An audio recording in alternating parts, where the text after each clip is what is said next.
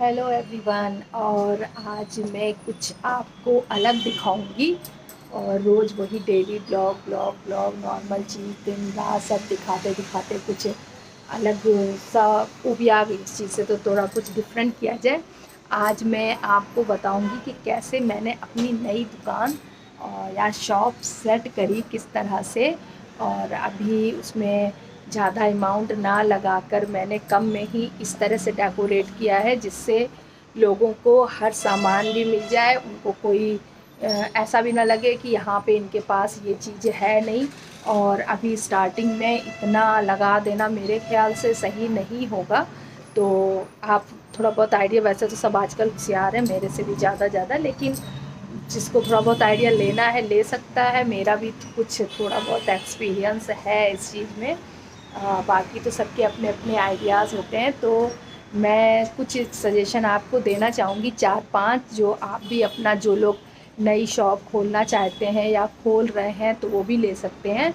और इस फील्ड में मेरे को 10 से 15 इयर्स लगभग होने जा रहे हैं, मतलब इतना एग्जैक्ट याद नहीं है लेकिन लगभग 12-13 साल हो गए होंगे। तो इस चीज़ का मैं आपको एक्सपीरियंस बताऊंगी। जो आपको मेरे पीछे सब कुछ दिख रहा है ये कुछ भी नहीं है, मतलब मान लो 10 से 20% भी नहीं है मेरी पुरानी शॉप का। वो तो इतनी खचाखच भरी थी, तो मैंने शिफ्टिंग की वजह से मैंने उसको पूरा सोल्ड आउट कर दिया था। तो अब मैं नए से शुरू कर रही हूँ। तो नए में अगर मैं पहले के जैसा इतना सारा भर दूँ तो मेरे ख्याल से सही नहीं होगा, क्योंकि मेरा मानना है कि आप जब नई जगह जा रहे हो, रह रहे हो, तो सबसे पहले ये देखो कि यहाँ पे लोग क्या पसंद करते हैं। और डिपेंड करता है कि आपकी शॉप किस जगह है। जैसे जब पिछली जगह जो मेरी शॉप थी वो कोई बहुत हाई फाई एरिया नहीं था इतना। हाँ, सोसाइटी के अंदर ठीक था वो फिर भी, लेकिन बाहर जब हम लोगों ने लिया तो ठीक था। तो आपको उस हिसाब से रखना है, क्योंकि वो कस्टमर जो आएंगे वो उसी हिसाब से सामान लेंगे, उनको उसी रेंज का चाहिए होगा, कम रेंज का चाहिए होगा।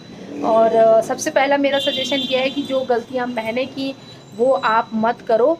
सबसे पहले शॉप ऐसी जगह लो, चाहे भले थोड़ा रेंट ज़्यादा हो, जहाँ पे मार्केट हो। हम लोग क्या करते हैं कि गली कूचे में ले लेते हैं कम रेट के चक्कर में कि यहाँ पे ज़्यादा रेंट नहीं है।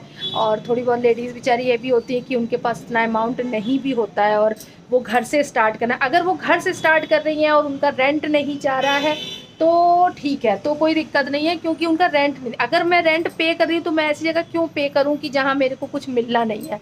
तो मैं ऐसी जगह पे करूँगी ना जहाँ मैं अगर 2 लगाऊँ तो मेरे को 5 रुपए आए। तो जो मेरा मानना है, और वो गलती मैंने यहाँ नहीं की है। मैंने सोचा कि थोड़ा ज़्यादा ही सही, लेकिन मेरी शॉप ऐसी जगह हो जहाँ पर मतलब मार्केट हो। और आपको पीछे से मेरे ख्याल से शोर आ भी रहा होगा कि पीछे बहुत ज़्यादा।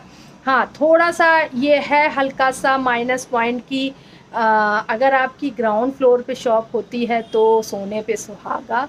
रेट ज़्यादा होते हैं लेकिन कस्टमर बहुत जल्दी आता है और बहुत जल्दी आपकी दुकान की रेपुटेशन बनती है। जैसे आप बनाना चाहो अच्छी बुरी, वो तो आपके हाथ में है। कम रेट ज़्यादा रेट वो तो आपकी नई नई शॉप के हिसाब से डिपेंड करता है। लेकिन फर्स्ट फ्लोर पे क्या होता है, थोड़ा रेंट कम होता है, तो हम लोग थोड़ा सोचते हैं कि रिस्क अभी ज़्यादा ना उठाया जाए, थोड़ा सा उठाया जाए।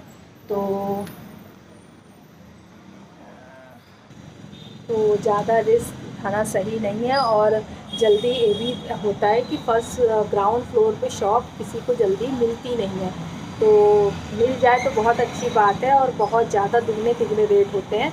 तो इसमें क्या करता, फिर मैंने ये सोचा कि चलो कोई बात नहीं, फर्स्ट फ्लोर पे ही ले लेते हैं, कोई बात नहीं, देखा जाएगा। कस्टमर तो अगर आप धीरे धीरे, टाइम लगता है, बस ये है कि नीचे आपका जो काम 15 दिन 1 महीने में हो जाएगा वो यहाँ से आपको 2 या 3 महीने तो लगने लगेंगे। और दूसरी बात, आप लोग जो बिगनर हैं वो ये जान लो कि आप कहीं भी शॉप खोल रहे हो, चाहे नीचे हो चाहे ऊपर हो, कहीं भी हो, लास्ट शुरू में आप 5 से 6 मंथ, मिनिमम 3 मंथ तो ये मान के चलिए कि आपको अपनी जेब से ही पैसा लगाना है। पैसा अर्निंग बहुत कम होगी, इन्वेस्ट बहुत ज़्यादा होगा, क्योंकि आप उसके चक्कर में माल भरोगे।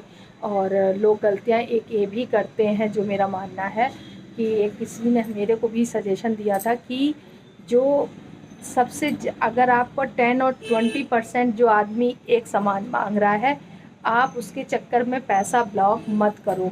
जो कम से कम आपका मतलब 80% तो आदमी होना चाहिए कि वो सामान मांग रहा हो, आप वही सामान अपनी शॉप पे रखो। 1,000 के लिए 10,000 का माल मत फंसाओ, क्योंकि उसमें ये लोग दुकान कस्टमर तो आएंगे, वो नई नई डिमांड करेंगे, ये कहेंगे वो कहेंगे, ये दे दो वो दे दो। तो उसके चक्कर में हम लोग को अपना पैसा नहीं फंसाना है। हाँ हाँ ठीक है, आप उसके चक्कर में दूसरी चीज़ की भी एडवाइस आप दे सकते हो, अच्छी चीज़ है।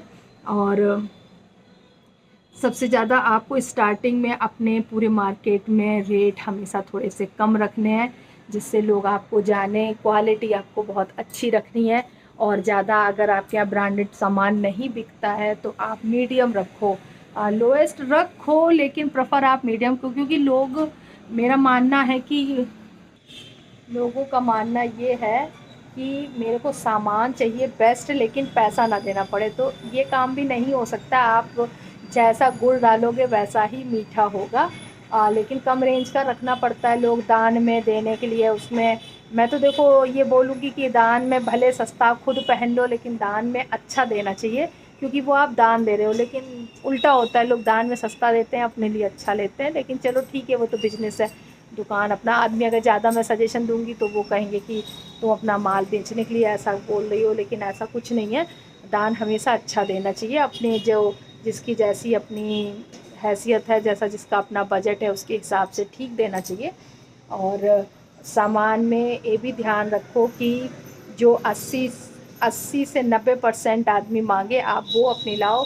भले सामान सारा रखो, वैरायटी बहुत रखो। वैरायटी में क्या होता है, आदमी को आजकल वैरायटी पसंद है, मतलब एक चीज़ में वो सेटिस्फाइड नहीं है। भले वो लेगा एक ही नेल पेंट, लेकिन देखेगा मिनिमम 30 से 50 नेल पेंट। वो जब देख लेगा तब उसमें से वो एक नेल पेंट सिलेक्ट करेगा।